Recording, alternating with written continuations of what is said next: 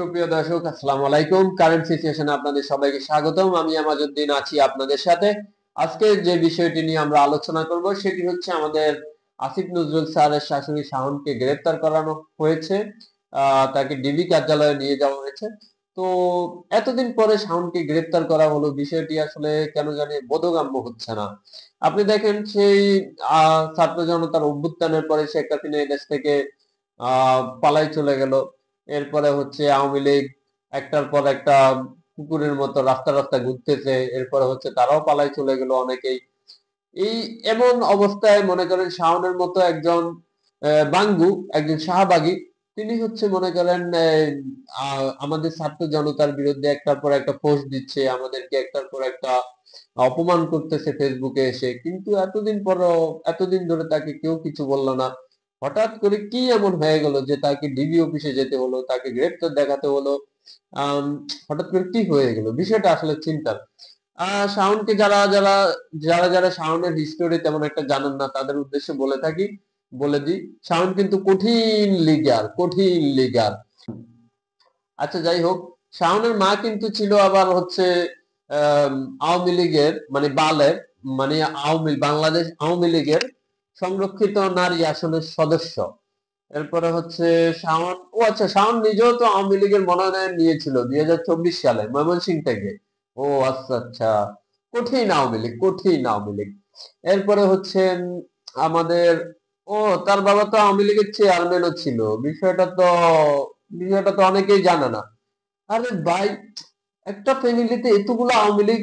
ওরে বাপ রে বাপ, এটা তো বিশ্বাস করতে কষ্ট হইতেছে। এক ফ্যামিলিতে এতগুলো আওয়ামী লীগ কেমনে হয়? এক ফ্যামিলিতে সামনে এতগুলো মাথা মোটা কিভাবে থাকতে পারে? সম্ভব? হতে পারে, দুনিয়ার খেল, বলা যায় না। আচ্ছা, যাই হোক, এই যে শাওনকে যে গ্রেপ্তার করা হলো, আমার কেন জানি মনে হচ্ছে এটার পিছনে আসিফ নজরুল স্যারের বড় একটা হাত থাকতে পারে বা একটা খেল থাকতে পারে। এটাকে হাত বলে না, এটাকে বলে খেল খেল। আমার মনে হয় আসিফ নজরুল স্যারের বড় একটা খেল আছে। তো খেল কি আছে এটা তো আগে থেকে বলে রাখি স্যার, আসিফ নজরুল স্যার, আপনি কিন্তু যত খেলে খেলেন কোনো লাভ হবে না, কোনো লাভ হবে না।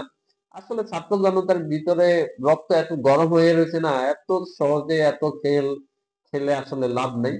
তারপরে গ্রেপ্তার করছেন, গ্রেপ্তার দেখাইছেন, ভালোই হয়েছে।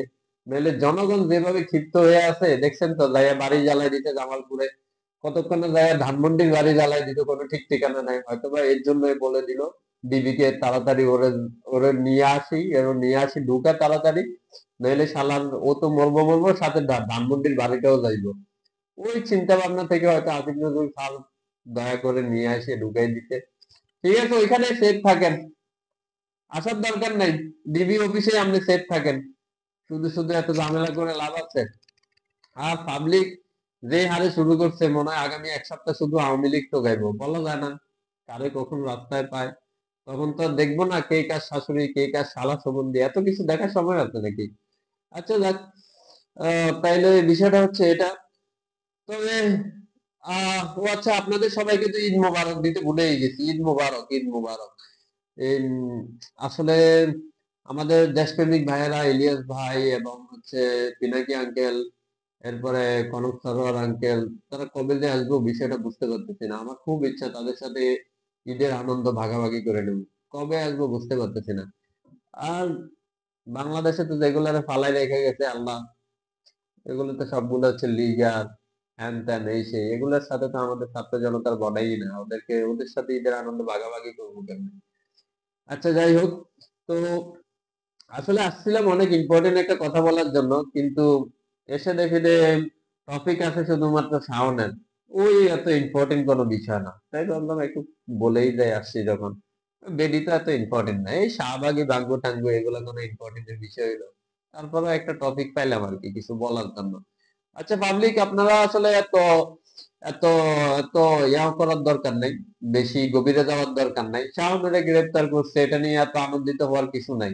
এটা আমাদের স্যার আসিফ নজরুলের একটা খেয়াল হইতে পারে, বুঝেন নাই? দেখলো যে জামালপুরের বাড়ি বাড়ি জ্বালাই দিতে, এরপরে এখন হয়তো ফোন দিয়ে ডিবিরে কইছে ভাই তাড়াতাড়ি এ যায় না ঢুকা, নাইলে কিন্তু পরে দিয়ে ও মরবো, ওরেও জ্বালাই দিব, সাথে সাথে ধানমন্ডির বাড়িটাও জ্বালাই দিব। পাবলিক অনেক খেপা তো, বুঝেন না? পাবলিক যারা ধরবো, কে কার শাশুড়ি, কে কার শালা সম্বন্ধে এটা দেখার কি সময় আছে? আচ্ছা যাক, আপনাদের 5 মিনিট সময় নষ্ট করে ফেললাম। এই এরকম বাঘু শাহবাগী সাউন্ড টাউন তো এগুলো থাকবোই, এগুলো নিয়ে আমরা নতুন নতুন টপিক আর কত করব। তারপরে নতুন একটা টপিক করে দিলাম। ঠিক আছে, ভালো থাকবেন, সমস্যা নাই।